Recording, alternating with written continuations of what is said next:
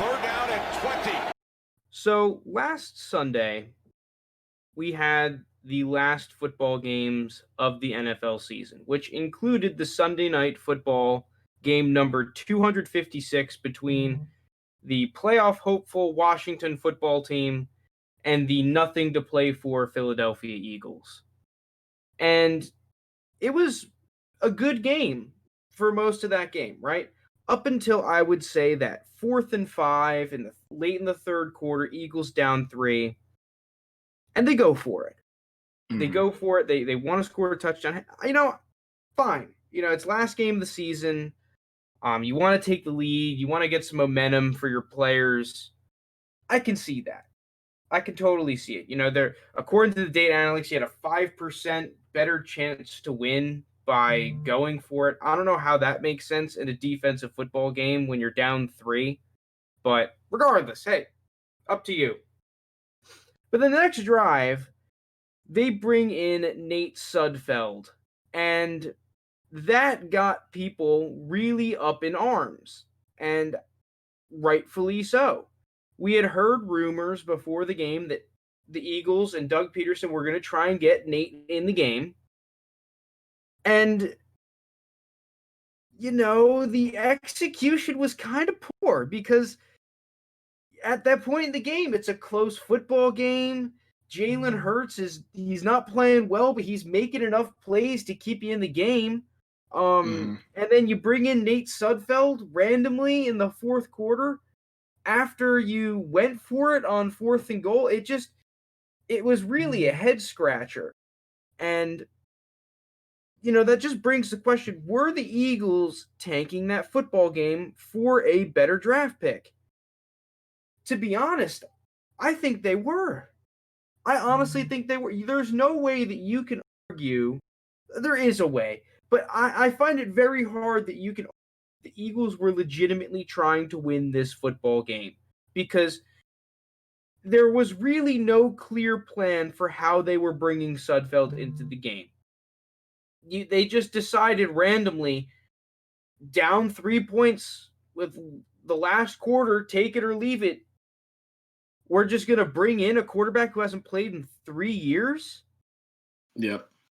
I think, first off, if we're going to, for the people that argue that they didn't tank, because I can see it now after a couple of days, I've cooled off a little bit. I could see it because, you want to see, I guess, what you have in a guy, but he's been on the roster for 3 or 4 seasons. He's a 6th round pick. It's like, what do you need to evaluate? On top of the fact that the guy that you are now deeming the franchise quarterback has only played 3 games and has a 52% completion percent, and you're just going to deem him the starting quarterback now for next season over Carson Wentz, who, he played like shit this season, but I at least know what he is.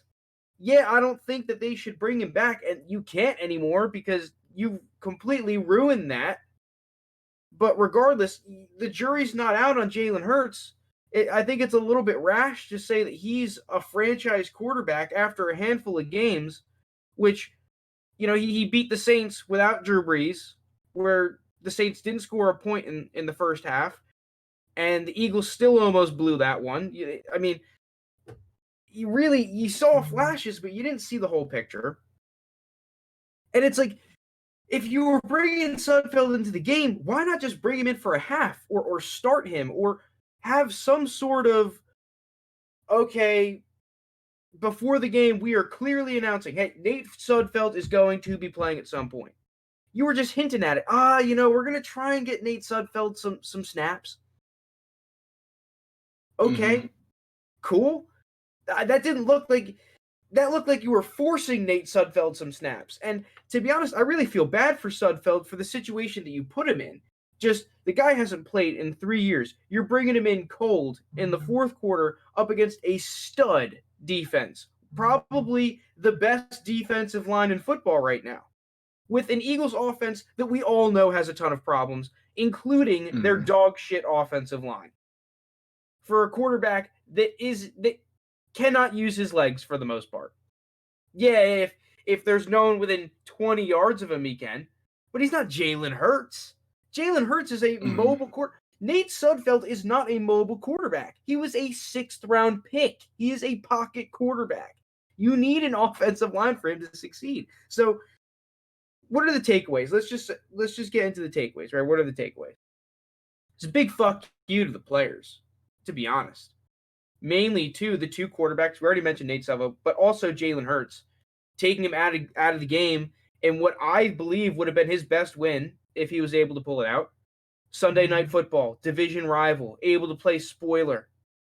That defense was playing better than the Saints defense was a couple of weeks ago. Saints didn't have Drew Brees. They didn't score a point in the first half.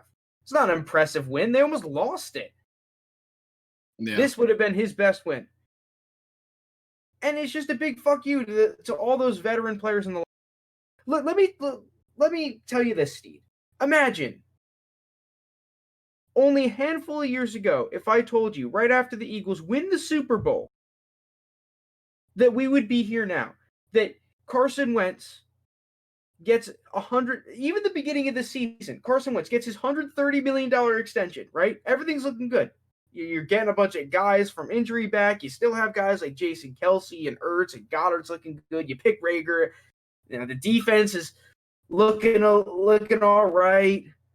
Not in the beginning of the season, but towards the middle of the season, it was getting good.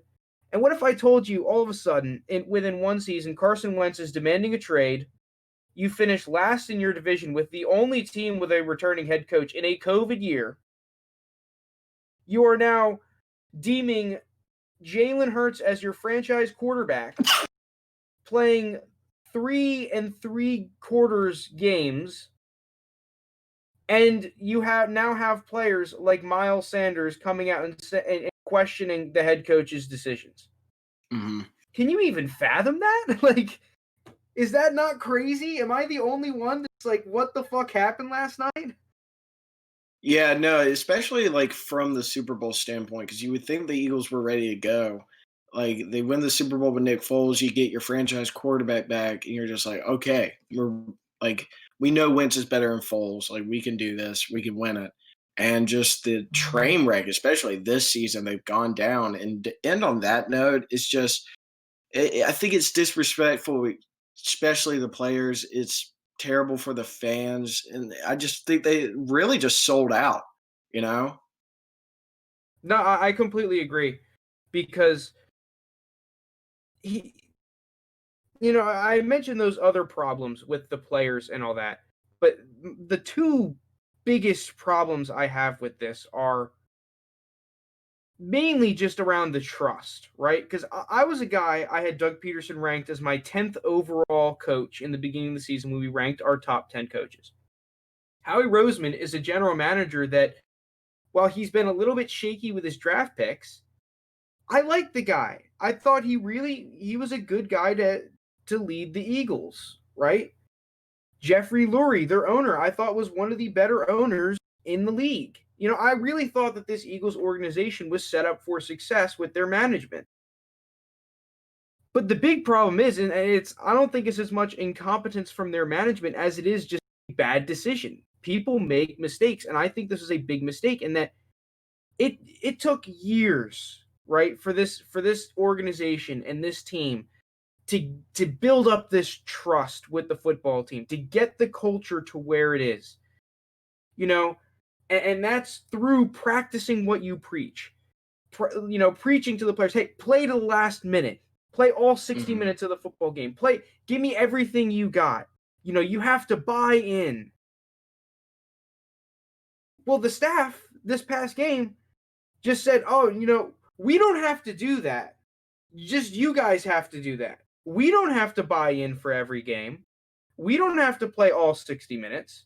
We would rather get better draft picks to replace you guys than try and win and improve with what we got, because clearly you guys aren't good enough. Mm-hmm. And that whole thing, it takes so long to build, but can be fractured like that. And I am really scared for this Eagles football team that they may have just broken this culture that might take a couple years to now fix. This could be something that has a lasting impact. I do think that some people in the media are overreacting. It's not like, the Eagles are going to be screwed for years to come. A lot of these guys on their roster aren't going to be there next season. Guys like Alshon Jeffrey and whatnot, but you also might be losing great players and great coaches. Jim Schwartz is already leaving, and rightfully so. He said he was going to probably Yeah. take the year off before the game, and yeah, why would you stick around for this dumpster fire?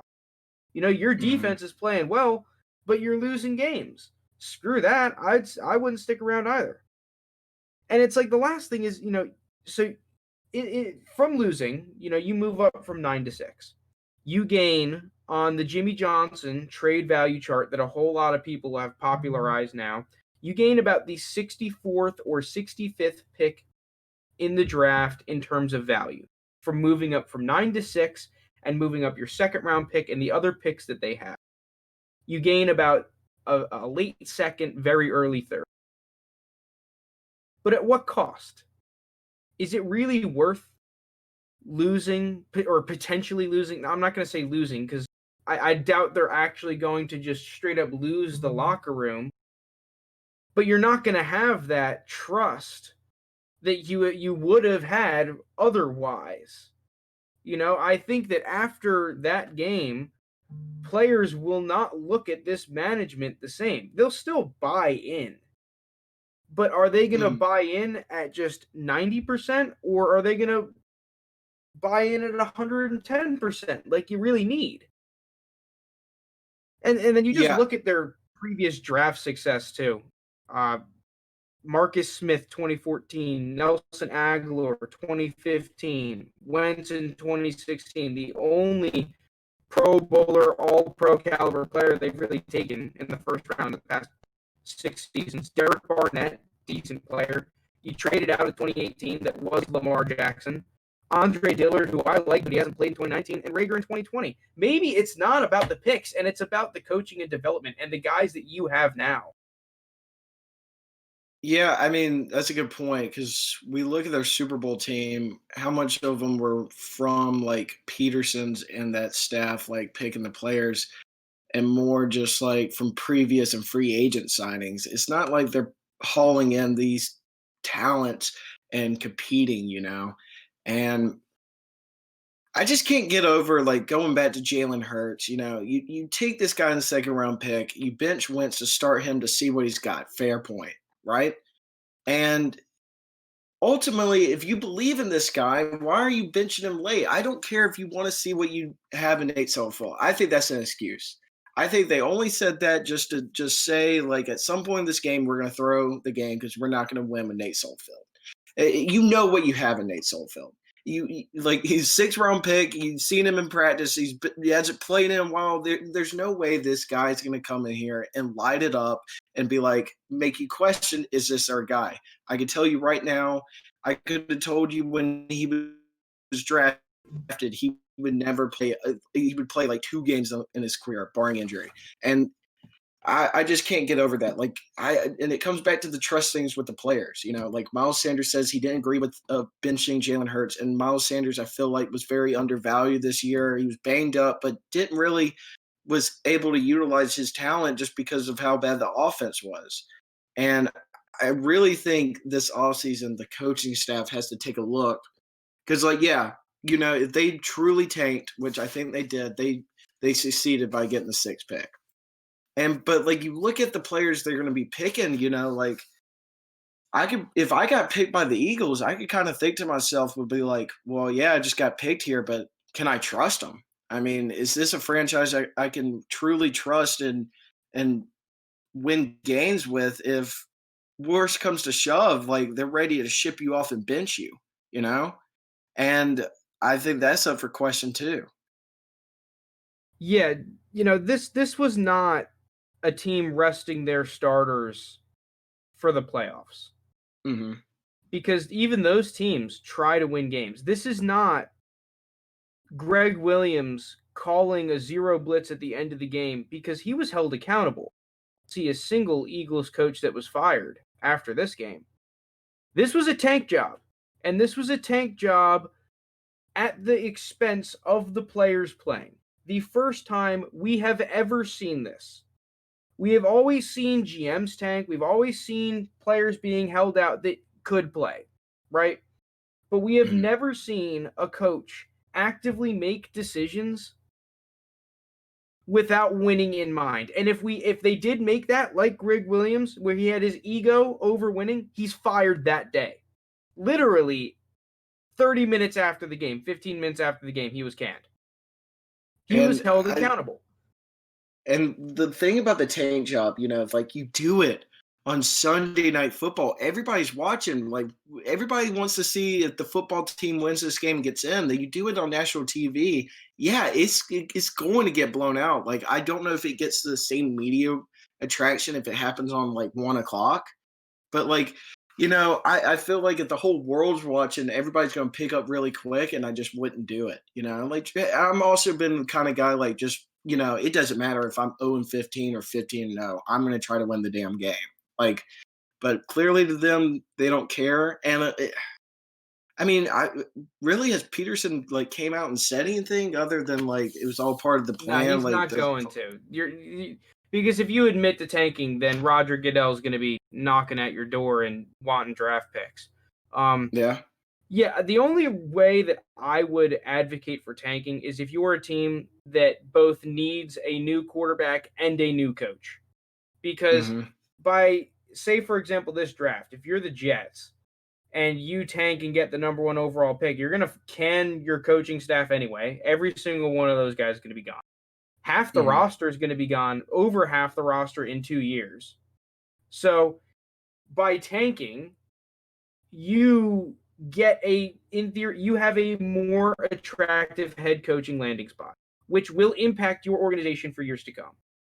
In this situation, you move up 3 spots, but you may have impacted your organization for years to come in a way that you did not see coming, a way that you cannot account for, a way that does not show up on a stat sheet. And this is why what I think the big problem with the Eagles may have been, which was their ally to start, but has now become their biggest, and that is the data analytics. This team is a team that's on the forefront of data analytics. But I've seen countless times this season where they go for it in apparently higher percentage to win chances, but you've only won 4 games.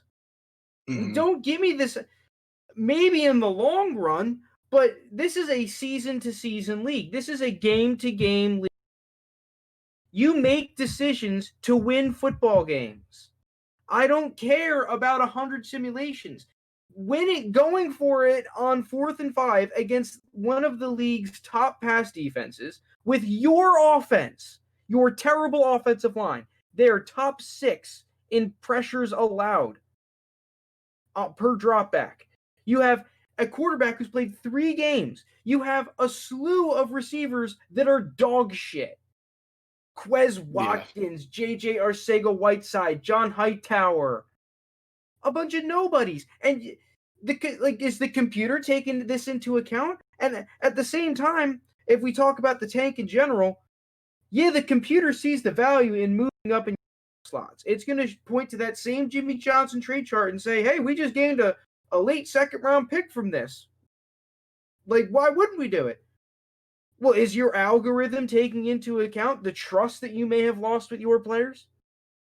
With the Yeah. potential guys like Jason Kelsey, maybe not even coming back? Yeah. And it's not just the last game. Sorry, Steve, real quick. It's not just that last game. Is what I want people to understand. It's not just what happened on Sunday. It's the entire season and then what happened last Sunday. It would be different if this team, was 7-9, 8-8, and maybe the NFC was just really good. And you know what they said? And Jalen Hurts was playing lights out, and you knew you had a guy in him, and you said, we wanted to play Nate Sudfeld. Okay, I can see it. You are a team that has had no success this season. You have had no shining light. The players have been through hell this year with all of the Eagles fans. And then you ended on this. That is the problem. And that does not show up in your damn computer algorithms. That does not show up in your data analytics. And that's what the Eagles need to get through your head. The data analytics is a tool, not the end all be all. And looking at these past drafts, looking at some of these decisions, I think they're using the data analytics as an end all.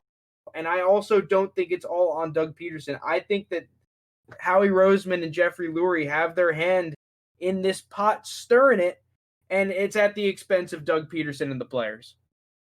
Yeah, I mean that's right about data analytics though. It doesn't take in a part of like emotions, like and I'm still a true believer. Like, yeah, I like data analytics and I get it, and they can help you win ball games to an extent. But at the end of the day, I still truly believe players win you ball games.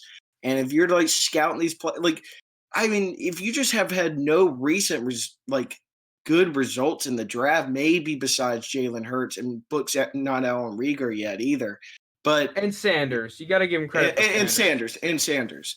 But like, you look at it and you're just missing like almost every receiver. You're not getting anything on the defense, and it's just like, at what point do you just say, hey, maybe this is a flawed system and we just get some scouts in here, we go to the combine, we look at film, and we just pick players that we like, not what the computer likes, Like, it's got to be some give and pull here now. Like, trust me, like some analytics is good, like matchup wise, and this player like does better in this scheme fit because blah, blah, blah, this. But I think they need to really take a step back from the analytic, but that's just maybe who they are. They're trying to go on like full on Moneyball Oakland A's this shit. Like, you go right ahead. But I think you're right about the upper management playing a part in this. I think upper management holds a lot more over teams than some owners and whatever. It's like, okay, I'll get the coach, and then it's like your kind of gig from this. But now I'm thinking like maybe the Eagles, like, not actually, but like held like a gun, not actually held a gun to Doug Peters' head, but just like the saying like, you do this, like there's repercussions if you win this game. Make it look competitive for a while, put in Sudfeld and lose the game. And I could easily see them say something like that.